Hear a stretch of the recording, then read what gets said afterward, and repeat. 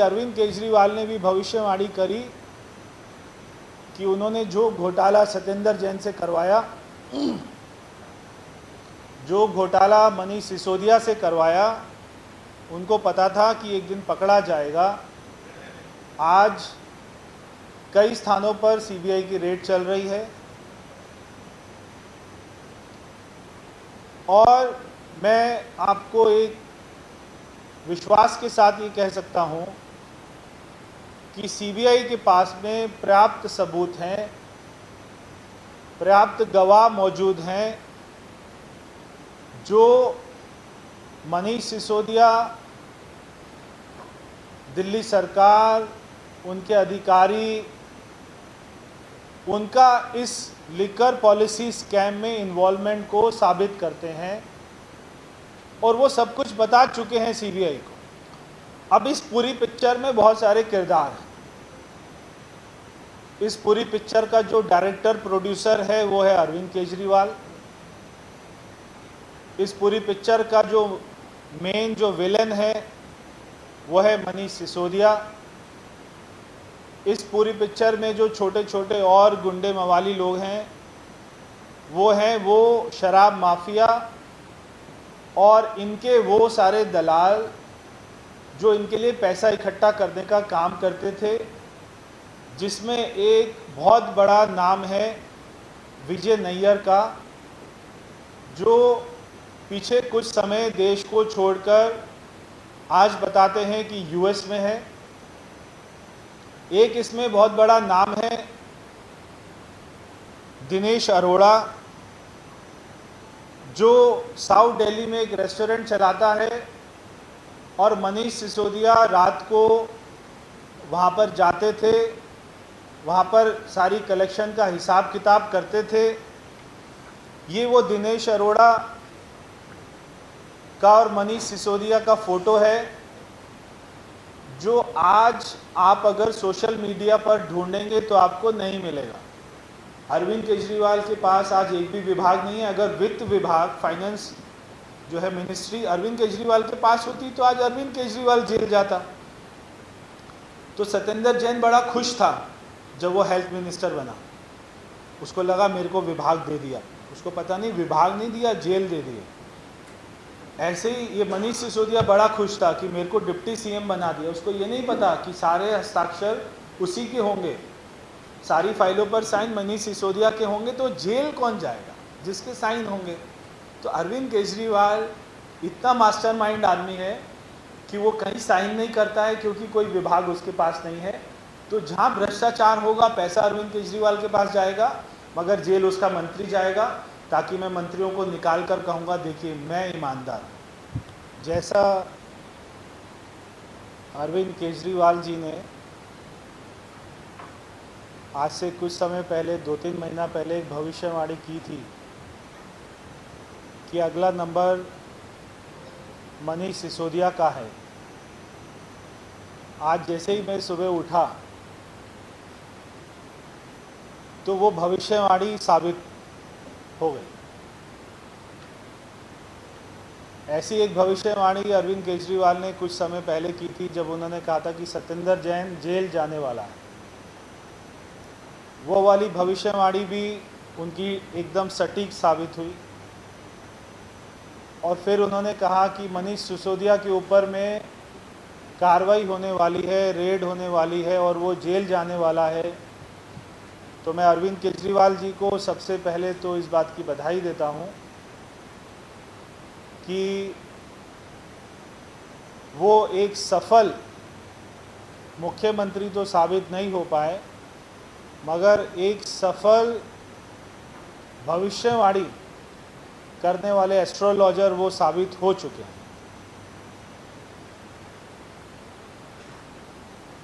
जब चोर चोरी करता है तो चोर को ये जरूर पता होता है कि एक दिन पुलिस उसको पकड़ लेगी,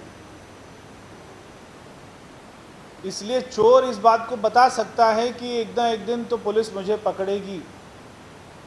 ऐसे ही अरविंद केजरीवाल ने भी भविष्यवाणी करी कि उन्होंने जो घोटाला सत्येंद्र जैन से करवाया, जो घोटाला मनीष सिसोदिया से करवाया, उनको पता था कि एक दिन पकड़ा जाएगा। आज कई स्थानों पर सीबीआई की रेड चल रही है और मैं आपको एक विश्वास के साथ ये कह सकता हूँ कि सीबीआई के पास में पर्याप्त सबूत हैं, पर्याप्त गवाह मौजूद हैं जो मनीष सिसोदिया, दिल्ली सरकार, उनके अधिकारी, उनका इस लिकर पॉलिसी स्कैम में इन्वॉल्वमेंट को साबित करते हैं और वो सब कुछ बता चुके हैं सीबीआई को। कैसे इन्होंने ओबराय होटल 2019 में उन्होंने बुक करवाया, 1 साल तक ओबराय होटल में स्वीट इनका बुक रहा। तेलंगाना से एक शराब माफिया अपने प्राइवेट प्लेन में आता था, साथ में वहाँ से एक पॉलिटिशियन आता था। ओबराय होटल में मनीष सिसोदिया के साथ में मीटिंग होती थी। इनके एक्साइज कमिश्नर, एक्साइज के और अधिकारी वहाँ पर जाकर मीटिंग करते थे। जब देश में कोविड की दूसरी लहर चल रही थी और दिल्ली में जिस महीना 23,000 लोगों की मृत्यु हुई, उसी महीने में ये ओबराय होटल में बैठकर नई एक्साइज पॉलिसी को तैयार करते थे। अब इस पूरी पिक्चर में बहुत सारे किरदार हैं। इस पूरी पिक्चर का जो डायरेक्टर प्रोड्यूसर है वो है अरविंद केजरीवाल। इस पूरी पिक्चर का जो मेन जो विलेन है वो है मनीष सिसोदिया। इस पूरी पिक्चर में जो छोटे छोटे और गुंडे मवाली लोग हैं वो शराब माफिया और इनके वो सारे दलाल जो इनके लिए पैसा इकट्ठा करने का काम करते थे, जिसमें एक बहुत बड़ा नाम है विजय नैयर का, जो पीछे कुछ समय देश को छोड़कर आज बताते हैं कि यूएस में है। एक इसमें बहुत बड़ा नाम है दिनेश अरोड़ा, जो साउथ दिल्ली में एक रेस्टोरेंट चलाता है और मनीष सिसोदिया रात को वहाँ पर जाते थे, वहाँ पर सारी कलेक्शन का हिसाब किताब करते थे। ये वो दिनेश अरोड़ा का और मनीष सिसोदिया का फोटो है जो आज आप अगर सोशल मीडिया पर ढूंढेंगे तो आपको नहीं मिलेगा, क्योंकि जैसे ही जांच सीबीआई के पास गई, इस फोटो को डिलीट कर दिया गया। मनीष सिसोदिया, अरविंद केजरीवाल इस बात का जवाब दें कि आपने ये फोटो सोशल मीडिया से क्यों डिलीट करवाया। और जैसे ही सीबीआई के पास जांच गई, उसी दिन दिनेश अरोड़ा देश को छोड़कर भाग गया। तो विजय नैयर देश में नहीं है, दिनेश अरोड़ा देश में नहीं है, दोनों ही सीबीआई जांच के बाद में देश छोड़कर भाग गए। इसमें और भी बहुत सारे छोटे छोटे विलन हैं, जिसमें एक का नाम अर्जुन बताते हैं, एक कोई मनीष सिसोदिया का ओएसडी है, कोई 75 साल के बुजुर्ग हैं, वो ये सारा कैश का हिसाब किताब रखते थे। इसमें एक इनकी लोकेशन बताते हैं ओखला में, वहाँ पर कोई वेयर हाउस था, उस वेयर हाउस में सारा कैश का कलेक्शन आता था, वहाँ से बोरिया भरकर गोवा में, पंजाब में अलग अलग ठिकानों पर या ज़मीन खरीदने के लिए उसका उपयोग करते थे। मगर मेन विलन इसमें जो है वो मनीष सिसोदिया है, क्योंकि जो डायरेक्टर प्रोड्यूसर हैं पिक्चर के, उन्होंने अपने आप को इसमें किसी भी रोल से दूर रखा, क्योंकि देश के इतिहास में पहला मुख्यमंत्री है जिसके पास में कोई विभाग नहीं है। तो वो पिक्चर क्या हो, स्टोरी क्या हो, क्लाइमेक्स क्या हो, ये सब तो अरविंद केजरीवाल डिसाइड कर रहे हैं, क्योंकि वही बार बार बोलते हैं कि मैंने अकाउंट्स पढ़ा हुआ है, मैं इनकम टैक्स कमिश्नर रहा हुआ हूँ, मुझे मालूम है कैलकुलेशन कैसे होती है। मुझे मालूम है कि L1 का कमीशन 2% से 12% कर देंगे तो उसमें से 6% वापस ले लेंगे, तो मुझे साल में 500-700 करोड़ रुपया कैश हमारी पार्टी के पास में आ जाएगा। ये कैलकुलेशन मनीष सिसोदिया के बस की बात नहीं है या और किसी के बस की बात नहीं है। ये कैलकुलेशन एक इनकम टैक्स कमिश्नर ही कर सकता है, पूर्व इनकम टैक्स कमिश्नर जो अरविंद केजरीवाल रह चुका है। तो ये उसी के बस की बात थी कि एक ऐसा मास्टर प्लान बनाना जिससे इनको लगता था कि हमको कोई पकड़ ही नहीं पाएगा। हैरानी की बात यह है कि पुरानी पॉलिसी में जहां पर L1 का 2% कमीशन था, नई पॉलिसी में उसको बढ़ाकर 12% कर दिया, जबकि सरकार की जो एक्साइज की ड्यूटी है वो 1% है। एक्साइज 1% ले रही है शराब की सेल में और प्राइवेट प्लेयर कमीशन का 12% ले रहा है। ऐसी पॉलिसी मैंने दुनिया में पहले कभी नहीं देखी। और वो 6% आम आदमी पार्टी को जाता था। जैसे ही सीबीआई की जांच शुरू होती है, वो 12% वापस से 2% हो जाता है। नई पॉलिसी दोबारा से पुरानी पॉलिसी हो जाती है और कमीशन को 2% कर देते हैं। तो क्या कोई इस बात का जवाब देगा कि 2 से 12% क्यों की गई? L1 का ऐसा कौन सा खर्चा बढ़ गया? L1 होता है जो शराब का डिस्ट्रीब्यूटर होता है, जो मैन्युफैक्चरर से शराब उठाकर अपनी गाड़ी में रिटेल दुकानों तक उनको देकर आता है। ये L1 का काम होता है। तो उस लाइसेंस का नाम होता है L1 लाइसेंस। तो ऐसा कौन सा खर्चा बढ़ गया था L1 प्लेयर्स का कि जिससे 2% से 12% कमीशन हो गया? अब मनीष सिसोदिया क्या कहते थे कि पुरानी एक्साइज पॉलिसी में जो रेवेन्यू था सरकार का वो था 5,000 करोड़, नई पॉलिसी में हो जाएगा 9,000 करोड़। अब आप सोचिए 9,000 करोड़ का 12% यानी कि लगभग 1,000 करोड़ रुपया, और 1,000 करोड़ में से 12% का 6% इन्होंने ले लिया, तो 1,200 करोड़, 1,000 करोड़ में से 500 करोड़ रुपया कैश वो आम आदमी पार्टी ले रही थी। अब वो कैसे ले रही थी? ये भी एक बहुत ही विचित्र गेम इन्होंने बनाई, विचित्र तरीका बनाया। जो पिक्चर के प्रोड्यूसर डायरेक्टर हैं उन्होंने एक इसमें नया ट्विस्ट दिया कि अब कैश कैसे निकाले 6%। तो उन्होंने L1 को बोला कि आप जो रिटेलर्स हैं उनको क्रेडिट नोट दे दीजिए और वो क्रेडिट नोट के बदले में उनसे कैश ले लीजिए कि ये क्रेडिट नोट है 5 करोड़ का, हम आपको फ्यूचर में 5 करोड़ की शराब दे देंगे, मगर आप जो कैश है वो 5 करोड़ अभी दे दीजिए हमें।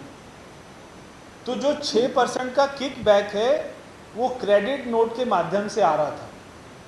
अब जब ऑडिट होगा, जब सीबीआई इनके अकाउंट्स को देखेगी और वो देखेगी कि कितने सैकड़ों करोड़ रुपए के क्रेडिट नोट आज तक देश के इतिहास में, दुनिया के इतिहास में कभी नहीं हुआ कि क्रेडिट नोट के बदले में 5-5, 10-10 करोड़ रुपए का क्रेडिट नोट के बदले में कैश लिया जा रहा और शराब दी जा रही हो क्रेडिट नोट के बदले में। ये पहली बार इन्होंने पॉलिसी में किया। तो क्रेडिट नोट दे दिया, कैश ले लिया और वो कैश सीधा आम आदमी पार्टी को दे दिया। मैंने आपको कुछ इसमें कलाकारों के नाम बताए हैं पिक्चर के, मगर अभी ये केवल ट्रेलर है, पूरी पिक्चर आना अभी बाकी है। और जब पिक्चर आएगी तो देश का बच्चा बच्चा ये कहेगा कि अरविंद केजरीवाल की सरकार और ये सारे लोग कट्टर ईमानदार नहीं हैं, ये सारे लोग एक नंबर के कट्टर भ्रष्ट लोग हैं। ये देश का बच्चा बच्चा बोलेगा। अभी जब सीबीआई मनीष सिसोदिया को हथकड़ी लगाकर कोर्ट में पेश करेगी, तब मनीष सिसोदिया के पास में कोई जवाब नहीं होगा कि वो इसका क्या जवाब दे कि वो ओबराय होटल गया, उसकी सीसीटीवी की फुटेज है, उसकी मोबाइल की लोकेशन है, उसने शराब माफियाओं के साथ में मीटिंग करी, उसने पॉलिसी में 2% से 12% किया। इस बात का इन किसी के पास में कोई जवाब नहीं है। तो जब लिकर पॉलिसी स्कैम आता है तब ये कोई और मुद्दा जो है छेड़ देते हैं। जब एजुकेशन की बात करो तो हेल्थ की बात करते हैं। जब दिल्ली का स्वास्थ्य मंत्री जेल में है, कोरोना के केसेस बढ़ रहे हैं, मगर हिम्मत देखिए आप कि एक मंत्री जेल में है जिसको हाई कोर्ट ने प्रथम दृष्टया दोषी ठहराया है, उसको अभी तक अरविंद केजरीवाल ने हटाया नहीं। क्यों नहीं हटाया? क्योंकि अगर अरविंद केजरीवाल ने सत्येंद्र जैन को हटा दिया, मनीष सिसोदिया को हटा दिया, तो वो दोनों के दोनों सारे राज उगल देंगे। अरविंद केजरीवाल ने कैसे कैसे पैसा के लिए फाइल पर साइन करने के लिए बोला, किन किन लोगों के पास गया पैसा, विजय नायर का इस पूरी पॉलिसी बनाने में क्या रोल है, कौन वहाँ से तेलंगाना से लोग आते थे प्राइवेट प्लेन में, कोई जवाब नहीं दे पाए। तो मेरा मनीष सिसोदिया जी से ये उनको फ्रेंडली एडवाइस है कि सत्येंद्र जैन की हालत देख लीजिए, बेचारा अपनी याददाश्त भी भूल चुका है। तो मैं अगर कहो तो मैं 1 किलो बादाम अभी जो है मनीष सिसोदिया के पास में भिजवा देता हूँ, ताकि वो इस इन्वेस्टिगेशन के दौरान में ये ना बोलें कि मैं भी कोविड हो गया था, मैं भी अपनी याददाश्त भूल गया। तो हम अभी से उनको बादाम भिजवाने को भी तैयार हैं। मगर मेरी मनीष सिसोदिया को फ्रेंडली एडवाइस है कि आप सत्येंद्र जैन की हालत देख लो, बेचारा आज बोल भी नहीं पा रहा है, ठीक से चल भी नहीं पा रहा है, और या तो मनीष सिसोदिया सरकारी गवाह अगर बन जाते हैं तो मैं अपनी सरकार से कोशिश करूंगा कि उनकी सज़ा थोड़ी कम हो जाए, और नहीं तो मनीष सिसोदिया जी को मेरी फ्रेंडली एडवाइस है कि वो थोड़ा योगा प्राणायाम करना शुरू करें, क्योंकि उप मुख्यमंत्री को इतनी सुविधाएं तिहाड़ जेल में नहीं मिलती हैं। सत्येंद्र जैन की हालत हम देख ही रहे हैं। तो ये सारा घपला था जो आज पूरे दुनिया देख रही है, यही आपके सामने मुझे रखना था। ये पिक्चर आपके सामने अभी हम आपको दे देंगे। बहुत बहुत धन्यवाद। क्या क्या हुआ था ये तो मुझे नहीं पता, क्योंकि मैं तो वहाँ पर नहीं था। तो सीबीआई, मैं आपको ये विश्वास के साथ कह दूँ, सारे जो इस पिक्चर के पात्र हैं वो सबके बारे में सीबीआई के पास में सबूत हैं। बहुत सारे पात्र सरकारी गवाह बन चुके हैं। वो सीबीआई के पास में आकर उन्होंने date wise, location wise, hotel wise सारी चीज़ बता दी है, कैसे कैसे अमाउंट गया था, किन किन को हमें देने के लिए कहा था। ये सारी बातें सामने आ चुकी हैं। पंजाब में भी ऐसा ये प्लानिंग थी? सेम पॉलिसी पंजाब में लागू हो चुकी है। ये सेम पॉलिसी जो दिल्ली में इन्होंने बंद करी है, अब इन्होंने पंजाब में लागू कर दी है, और वहाँ पर L1 का कमीशन इन्होंने रखा है 10%, जो कि पहले 0 था। अब इन्होंने उसको 10% कर दिया, और वहाँ पे इनका टारगेट है कि हम उसके रेवेन्यू को 12,000 करोड़ लेके जाएंगे। अब 12,000 करोड़ का 10% देख लीजिए क्या है। अच्छा, मुझे ये बताइए, मैं सभी लोग जो मुझे सुन पा रहे हैं या जो आप ये दिखाएंगे, मैं एक सवाल पूछना चाहता हूँ कि अगर एक दिन में 2 खबर 2 अखबारों में लगती है और दोनों में सेम ही फोटो लगती है और वर्ड टू वर्ड सेम लिखा जाता है, तो वो क्या होगा? क्या वो जेन्युइन होगी न्यूज़? ये दोनों अखबार का फोटो है, एक है न्यूयॉर्क टाइम्स, एक है खलीज टाइम्स। दोनों में जो रिपोर्टर है एक ही रिपोर्टर है, वर्ड टू वर्ड सेम लिखा हुआ है, एकदम सेम पिक्चर, एकदम। जो 6 पिक्चर इसमें डाली हुई है, मेरे पास में और भी पिक्चर्स हैं, जो 6 पिक्चर इसमें न्यूयॉर्क टाइम्स में है, वही 6 पिक्चर खालिज टाइम्स में है। ऐसा होता है क्या कि नव भारत टाइम्स और जो है दैनिक जागरण और पंजाब केसरी और सारे अखबारों में एक ही स्टोरी लगेगी और वर्ड टू वर्ड सेम लिखा जाएगा और एक ही पिक्चर होगी, तो उसको क्या मानेंगे? उसको तो ऐड ही मानेंगे। अभी अरविंद केजरीवाल ने खुद ही प्रेस कॉन्फ्रेंस में बोला कि न्यूयॉर्क टाइम्स में फ़ोटो लगाना आसान नहीं होता, बड़ा मुश्किल से छपती है। तो उनको मालूम होगा उन्होंने कितना पैसा दिया, रिपोर्टर को कैसे सेट किया, कितने मुश्किल से ये फ़ोटो लगी, तो ये उन्हीं को पता होगा। मगर दो अखबारों में, अलग अलग अखबारों में same story word to word कभी नहीं, मैंने आज तक कभी नहीं देखी। देखिए, अब ये तो आप उसकी जांच करिए, और मैं सारी बात नहीं बोलूँगा तो बोलेंगे क्योंकि विरोधी पार्टी है तो बोल रहे हैं। हमने तो आपको बता दिया, अरविंद केजरीवाल हमेशा आता है कि आज अरविंद केजरीवाल की 12 बजे प्रेस कॉन्फ्रेंस है। ये होती है प्रेस कॉन्फ्रेंस जिसमें सामने 50 पत्रकार बैठे हुए हैं, 50 चैनल बैठे हुए हैं, और आप मेरे से सवाल पूछ रहे हैं, ये होती है प्रेस कॉन्फ्रेंस। तो अरविंद केजरीवाल तो सामने एक माइक रखकर बैठ जाता है और ऐसे ऐसे देखता है, फिर बोलना शुरू करता है, फिर अपना पर्चा उठाता है, खड़ा होता है और निकल जाता है। उसके बाद में कैमरा बंद हो जाता है। वो खुद ही बोलते रहते हैं, मैंने बहुत अच्छा काम किया, मैंने शिक्षा में बड़ा अच्छा काम किया, मैंने हेल्थ में बड़ा अच्छा काम किया, मेरी वो भी तारीफ कर रहा है, ऐसे होता है क्या प्रेस कॉन्फ्रेंस? मैंने कभी नहीं देखी। आपको क्यों नहीं बुलाते प्रेस कॉन्फ्रेंस में? कल मनीष सिसोदिया की प्रेस कॉन्फ्रेंस देख रहे थे, एक पत्रकार ने उनसे सवाल पूछा, फटाफट से भाग गए। ऐसा नहीं होता। आप मेरे से 100 सवाल पूछिए, मैं आपको 100 सवालों का जवाब दूंगा।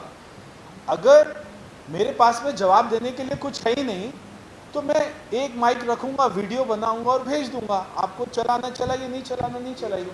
बहुत अच्छी आपने बात कही है कि अरविंद केजरीवाल के बिना आम आदमी पार्टी में और दिल्ली सरकार में एक पत्ता भी नहीं हिल सकता है, ये हम सबको पता है। आम आदमी पार्टी में जिस आदमी ने थोड़ा सा आगे बढ़ने की कोशिश करी है, उसको उन्होंने पार्टी से निकाल दिया, ये भी हम सबको पता है। हो सकता है कि अरविंद केजरीवाल ही सीबीआई का इन्फॉर्मर हो, वही सारी जानकारी सीबीआई को दे रहा हो कि वो मनीष सिसोदिया और जो ये सत्येंद्र जैन हैं, इनकी लोकप्रियता से इतना घबरा गया हो कि वो चाहता हो कि दोनों को जेल में भेजें, ये भी हो सकता है। और नहीं तो मनीष सिसोदिया या सत्येंद्र जैन बिना अरविंद केजरीवाल के एक हस्ताक्षर तो छोड़िए, टॉयलेट भी नहीं जा सकते। ये आप सब भी जानते हैं और सारी आम आदमी पार्टी जानती है।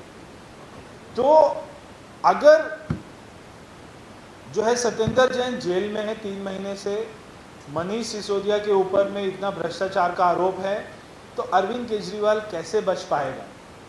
अरविंद केजरीवाल के पास आज एक भी विभाग नहीं है। अगर वित्त विभाग, फाइनेंस जो है मिनिस्ट्री अरविंद केजरीवाल के पास होती तो आज अरविंद केजरीवाल जेल जाता। तो सत्येंद्र जैन बड़ा खुश था जब वो हेल्थ मिनिस्टर बना, उसको लगा मेरे को विभाग दे दिया। उसको पता नहीं विभाग नहीं दिया, जेल दे दिए। ऐसे ही ये मनीष सिसोदिया बड़ा खुश था कि मेरे को डिप्टी सीएम बना दिया। उसको ये नहीं पता कि सारे हस्ताक्षर उसी के होंगे, सारी फाइलों पर साइन मनीष सिसोदिया के होंगे, तो जेल कौन जाएगा जिसके साइन होंगे? तो अरविंद केजरीवाल इतना मास्टरमाइंड आदमी है कि वो कहीं साइन नहीं करता है क्योंकि कोई विभाग उसके पास नहीं है। तो जहाँ भ्रष्टाचार होगा, पैसा अरविंद केजरीवाल के पास जाएगा, मगर जेल उसका मंत्री जाएगा, ताकि मैं मंत्रियों को निकाल कर कहूँगा देखिए मैं ईमानदार